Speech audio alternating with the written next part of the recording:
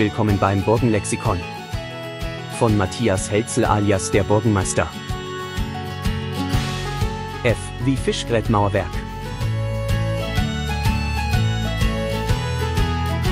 Auf vielen Burgruinen, bei denen der Putz im Laufe der Jahrhunderte verschwunden ist, liegt das Mauerwerk frei, sodass die einzelnen Mauerschichten sichtbar werden.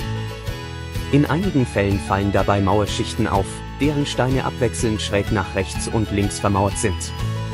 Somit entstand das charakteristische Muster im Mauerwerk, das an eine Fischgräte oder Ähre erinnert.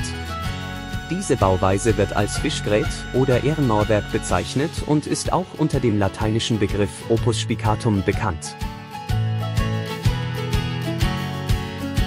Dieser Mauerverband findet sich vor allem in römischen Gebäuderesten, wo er häufig angewendet wurde.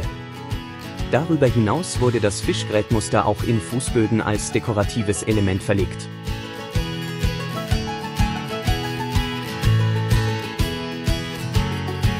Warum finden wir dieses Mauerwerk nun auch auf mittelalterlichen Burgen wieder? In den Anfängen der Burgenforschung wurde vermutet, dass es sich um ein besonders aufwendiges Mauerwerk handelte, das auf einen reichen Burgherren hinwies, oder dass es möglicherweise aus dekorativen Gründen eingesetzt wurde.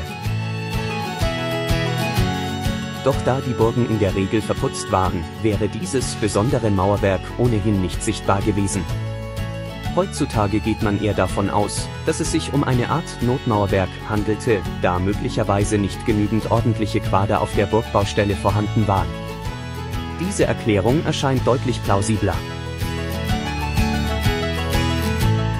Letztendlich müsste man den damaligen Maurermeister selbst fragen, warum dieser Mauerverband nur an bestimmten Stellen und nicht an der gesamten Burgmauer eingesetzt wurde.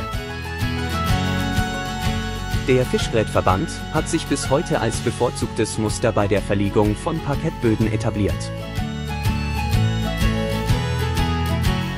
Beim nächsten Besuch einer Burgruine lohnt es sich, das Mauerwerk einmal genauer unter die Lupe zu nehmen.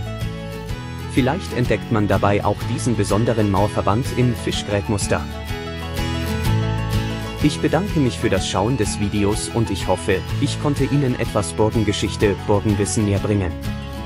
Ihr Matthias Helzel alias Burgenmeister.